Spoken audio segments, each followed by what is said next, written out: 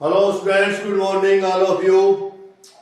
आप सभी छात्र छात्राओं का आज की अपनी आपकी ऑनलाइन एजुकेशन की कक्षा में यूट्यूब चैनल पर स्वागत है। प्रिय छात्रों, हम कर रहे हैं 11वीं कक्षा के इकोनॉमिक्स का सेकंड पार्ट का पार्ट नंबर 3, और जिसका नाम है कृषि संबंधी विशेषताएं, समस्याएं और नीतियां। तो छात्रों, ये पाठ बड़ा आसान है क्योंकि हम सभी लोग लोकल गांव की पृष्ठभूमि से बिलोंग करते हैं और आप सभी को कृषि खेती के बारे में मेरा है। हम ग्रामीण लोग किसी न किसी पर्पज से कोई न कोई हर आदमी कृषि से जुड़ा हुआ है, वो चाहे जमींदार है या खेतीहर श्रमिक है। हम किसी न किसी पर्पज से जरूर है। जो हमारा जो इन्वायरमेंट उस इन्वायरमेंट में हम कृषि से संबंधित है, तो ये हमारे लिए बहुत आसान सी बात है। लेकिन भारत जो इतना बड़ा देश है, कृषि प्रधान देश है, उसके लिए और भी इसका ज्यादा महत्व बढ़ जाता है। तो सबसे पहले हम कृषि को जानेंगे क्या है। कृषि अंग्रेजी में इसमें एग्रीकल्चर कहते हैं, और एग्रीकल्चर शब्द ग्रीक भाषा के दो शब्दों से मिलकर बना है। एक है एग्री, जिसका मतलब होता है खेत, और दूसरा मतलब कल्चर, जिसका मतलब खेती, यानी खेत खेती। या इसकी परिभाषा इस प्रकार से दें कि एक खेत में पशुओं और फसलों के उत्पादन संबंधी कला व विज्ञान को कृषि कहते हैं। तो मेरे ख्याल में आपको बड़े आसानी से समझ में आया कि खेती की क्रिया से संबंधित जितनी भी क्रियाएं हैं, खेत से संबंधित जितनी भी क्रियाएं हैं, उन क्रियाओं को हम एग्रीकल्चर में शामिल करते हैं। स्टूडेंट्स, यदि आप सामान्य सी बात लें तो सिर्फ हम खेती समझते हैं, जो खेत में फसल बाड़ी बोई जाती है, करी जाती है वो। लेकिन ये नहीं, विस्तृत खेती के रूप में यदि हम बात करें, यदि हम एग्रीकल्चर की बात करें, कृषि की बात करें, तो कृषि में हमारा पशुपालन, मत्स्य पालन, मुर्गा पालन, भेड़ फार्म, तो ये जितने भी कृषि से संबंधित दूसरे काम है, वे सारे कृषि में ही शामिल किए जाते हैं। आयोजना योग ने ठीक कहा है, योजनाओं की सफलता के लिए कृषि का विकास सबसे अधिक आवश्यक है। इसीलिए हमने पहली कृषि की सबसे पहले जो योजना बनाई थी वो कृषि के ऊपर ही बनाई थी। भारत की बढ़ती जनसंख्या और भोजन के लिए कृषि पर निर्भर करती है। भारतीय कृषि पर ही देश के उद्योग, व्यवसाय, विदेशी व्यापार, यातायात आश्रित है। जो कृषि है वो भारत के लिए बड़ी महत्वपूर्ण है। क्यों? क्योंकि भारत एक द्वीप देश था। जिस टाइम भारत आजाद हुआ तो उस टाइम सबसे पहले का कृषि को खाने की आवश्यकताओं को पूरी करना था, इसलिए हमने कृषि को विशेष योगदान दिया। और पहले योजनाओं में जितना भी पैसा खर्च किया गया, योजना बनाएगी पंचवर्षीय योजना, वो सारी कृषि से संबंधित कार्य पर बनाएगी। तो यहाँ हम संक्षेप में कह सकते हैं कि कृषि भारत के लिए अति महत्वपूर्ण है। तो इसका महत्व हम जानेंगे आज। कृषि का महत्व क्या है? सबसे पहले कृषि का महत्व है राष्ट्रीय आय।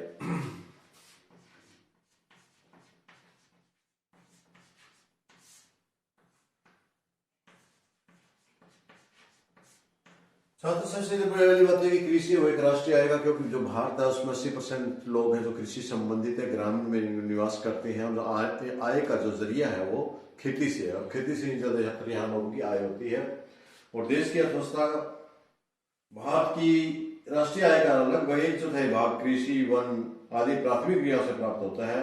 योजना काल में राष्ट्रीय आय में कृषि क्षेत्र का योगदान विभिन्न वर्षों में लगभग 14.2% से 51% तक रहा। तो सकल घरेलू उत्पाद में योगदान इसका 17.2% था। कृषि के घटते प्रतिशत योगदान का तात्पर्य कृषि उत्पादन में कमी होना नहीं, इसका केवल गैर कृषि उत्पादन में सापेक्षता में अधिक वृद्धि है। यानी राष्ट्रीय आय में दूसरे साधनों से वृद्धि होने लगी। इसका मतलब ये नहीं कृषि से आय नहीं होती, आय तो होती है, लेकिन पहले की अपेक्षा कम दूसरे साधनों से ज्यादा होती है। नंबर 2, मजदूर पदार्थों की पूर्ति।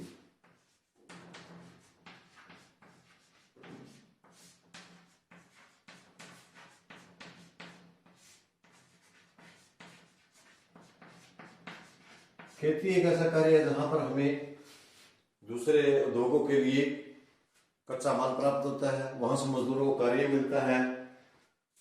कृषि मुख्य उद्देश्य मजदूरी पदार्थों की पूर्ति करना है।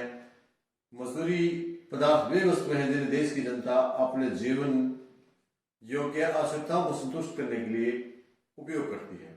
इनमें गेहूं, चावल, दाल, मक्का, बाजरा, तिलहन फसलें आदि कृषि उसमें शामिल है। इसके साथ साथ बहुत सारी प्रकार की सब्जियां भी इसमें शामिल है।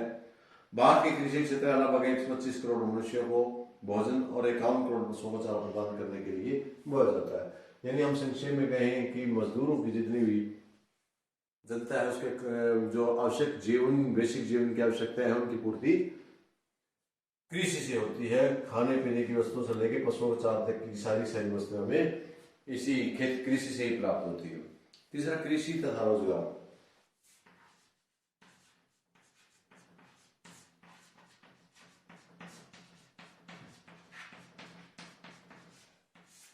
अगली बात हमारी कृषि है जो है, उससे हमें लोगों को रोजगार भी मिलता है। बहुत सारे लोग शुरू से ही आपको पता है कि भारत तो कृषि प्रधान देश होने के कारण यहाँ के लगभग 80-70% पब्लिक खेती पर ही निर्भर है। उनको धंधा ही खेती से मिला, रोजगार वहां से मिला हुआ है। क्योंकि गरीब हो यहाँ पर लोगों का तो था ही नहीं, लोग तो थे ही बहुत कम। आपको जैसे कि हमने स्वतंत्रता के समय बताया था कि लोगों का बिल्कुल 14% था और कृषि में 70% के आसपास थी। तो भारत में कृषि का रोजगार का मुख्य स्रोत है। भारत में 70% से ज्यादा लोग कार्यशील जनसंख्या कृषि क्षेत्र में लगी हुई है। भारत में लगभग 2/3 जनसंख्या खेती पर निर्भर करती है। भारत में कृषि और जीवन निर्वाह का सबसे महत्वपूर्ण साधन है। इसके साथ कृषि और उद्योग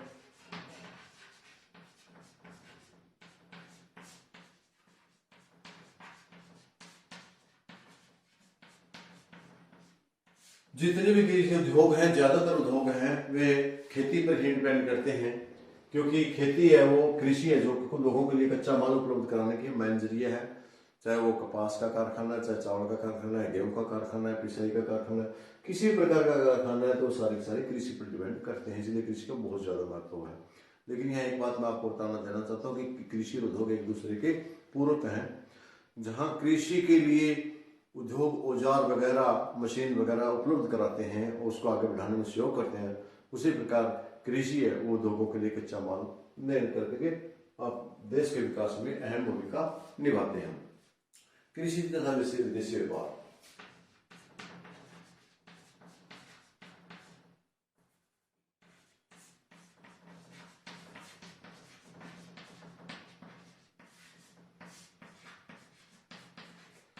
भारत में अनेक प्रकार की खेती की जाती है, जिसमें मुख्य रूप से भारत में चाय का संसार में सबसे ज्यादा मुख्य रूप से है। जो संसार का सबसे बड़ा निर्यातक देश है वो भारत है। तो निर्यात के लिए भी, विदेशी व्यापार के लिए भी बहुत सारे मसाले हैं, चाय है और अनेक प्रकार की फसल है, वही पटसन है आदि वगैरह उगाए जाते हैं और विदेश में व्यापार किया जाता है, निर्यात किया जाता है। भारत में विदेशी व्यापार में कृषि का बहुत महत्व है। देश के कुल निर्यात में कृषि पदार्थों का योगदान बहुत अधिक है। बाहर से चाय, जूट, काजू, तंबाकू, काफी, मसाले आदि काफी मात्रा में निर्यात किए जाते हैं। इसके बाद नंबर 4, आंतरिक व्यापार।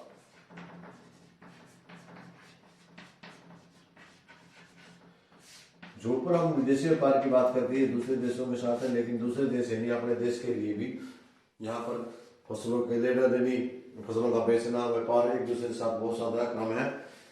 बहुत सारी जनसंख्या इस पर डिपेंड करती है। भारत के अधिकतर लोग अपनी आय का 80% भाग से अनाज, चाय, चीनी, दूध आदि पर खर्च करते हैं। अतः देश के आंतरिक व्यापार में कृषि का बहुत ज्यादा महत्व है, क्योंकि दूध है वो भी हमें कृषि से मिलता है और दूसरे चाय, चीनी सब प्रकार के पदार्थ कृषि से पैदा होते हैं। अनाज के व्यापार से बहुत से लोगों को रोजगार तथा सरकारी कर के रूप में काफी आय प्राप्त होती है। नंबर 7, यातायात।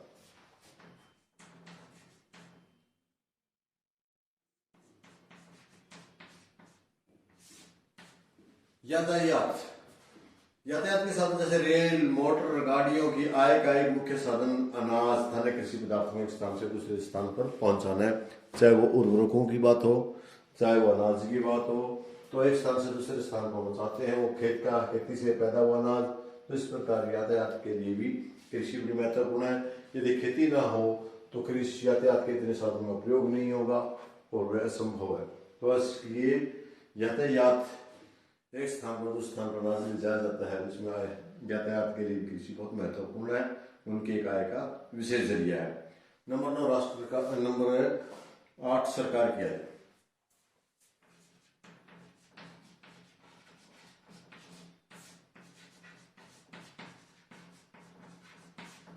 सरकार की आय कैसे है? राज्य सरकारें अपनी आय का काफी भाग मालगुजारी से प्राप्त करती है। मालगुजारी सरकारी राज्य सरकारों की आय का परंपरागत साधन है। जो भी सरकार खेती के पानी के माल करते हैं, जिसको खेती के लिए सरकार को किसानों को लगाते हैं, किसानों से उगाई होती है, वो एक किसान राज्य सरकार का एक विशेष साधन है, आय का, इनकम का जरिया है। और उसके बाद में राष्ट्र का धन।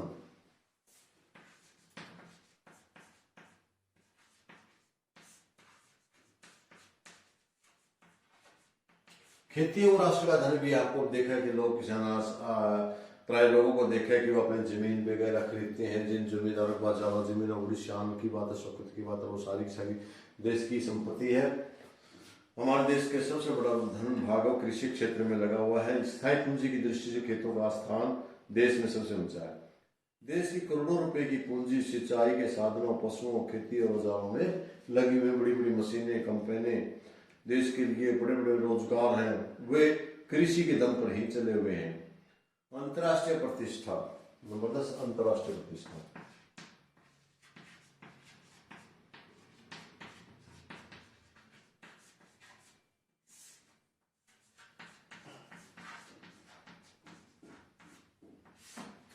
अंतर्राष्ट्रीय प्रतिष्ठा, अंतर्राष्ट्रीय दृष्टि से भी भारतीय खेती का स्थान काफी ऊंचा है।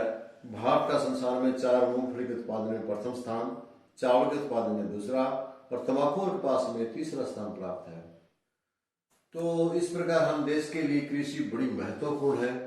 देश की खुशहाली, पिछड़ेपन पर भारत की खुशहाली और पिछड़ापन निर्भर है। यानी हम ये कह सकते हैं कि खेती के ऊपर डिपेंड करता है। यदि भारत की कृषि उज्जवल है तो भारत के लोगों का जीवन भी उज्जवल है, भारत के लोगों के लिए रोजगार भी है, भारत के लोगों का विकास भी है, देश का विकास है। यदि कृषि ही उन्नत नहीं है, हमारी कृषि पिछड़ी हुई है, तो राष्ट्र भी हमारा पिछड़ा हुआ है, क्योंकि यहाँ अधिकतर पॉपुलेशन कृषि में लगी हुई है। तो इसलिए सरकारी हर प्रकार के उद्योग, कल कारखाने, सब प्रकार की सरकार, सबका सब खेती पर ही यहाँ पे डिपेंड है। अतः भारतीय अर्थव्यवस्था के लिए खेती बड़ी महत्वपूर्ण है। तो प्रिय छात्रों, आज आपने समझा कि खेती हमारे राष्ट्र के लिए कितनी महत्वपूर्ण है, हमारे लिए कितनी महत्वपूर्ण, उसके बारे में हमारी चर्चा थी। और अगली हमारी चर्चा रहेगी इनकी खेती की विशेषताओं के बारे में। तब तक के लिए मैं आपसे विदा लेना चाहता हूँ। सीखने के लिए मेरे साथ फिर कल बनिए मेरे साथ इसी समय फिर मिलते हैं आप इसी चैप्टर में कृषि की विशेषताओं के साथ। तब तक के लिए आप सभी लोगों को बहुत बहुत धन्यवाद। Thank you.